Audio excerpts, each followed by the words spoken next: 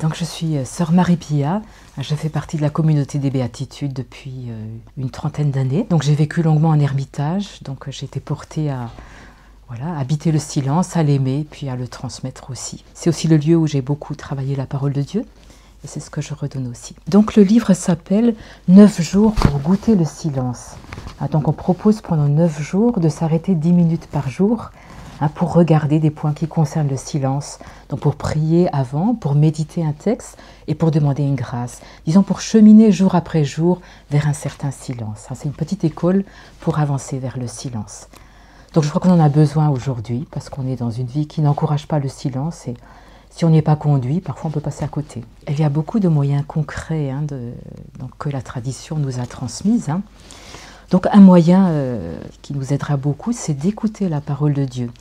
C'est de regarder un évangile ou un psaume, de lire attentivement, de méditer, de prier et après de laisser le silence qui va retentir après cette parole. Donc ça, c'est un moyen qui est à la portée de tous.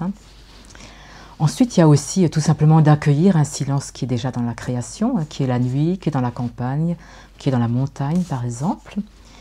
Et puis donc il y a les temps que l'Église propose de silence, qui sont l'adoration, l'oraison. Beaucoup de personnes prennent du temps devant le Saint-Sacrement, et là évidemment on est en silence avec Dieu seul. Il y a aussi la prière par des formules courtes, qui a été pratiquée dès les premiers siècles. Jésus prends pitié de moi, ou Seigneur aide-moi.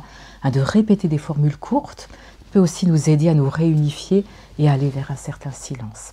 Parce que dans la prière, nous allons nous mettre à l'écoute de Dieu. C'est d'abord l'accueil d'une présence.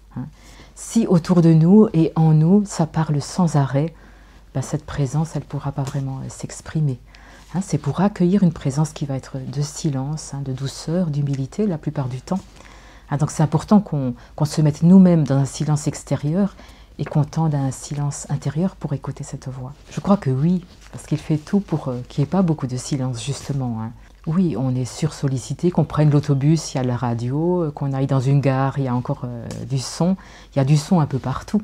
Les espaces de silence, en ville en particulier, il faut vraiment aller les chercher. Je pense qu'on fuit un certain silence qui provoque une certaine rencontre avec Dieu et avec l'autre, ou qui nous met en présence d'un certain vide intérieur aussi, qui ne nous est pas très agréable. Donc on préfère le remplir. Je pense qu'aujourd'hui, il y a moins de silence certainement quand même qu'autrefois. Et ce n'est pas dans le fracas que Dieu se manifeste. On le voit dans l'histoire du prophète Élie. Élie a été conduit à travers 40 jours de désert dans une grotte pour une rencontre avec Dieu. Et il y a eu un feu, il y a eu un ouragan, il y a eu du vent. Et Élie a compris que Dieu n'était pas dans ces phénomènes éclatants. Et après, il y a une voix de fin silence, ou une brise légère, quelque chose de très doux.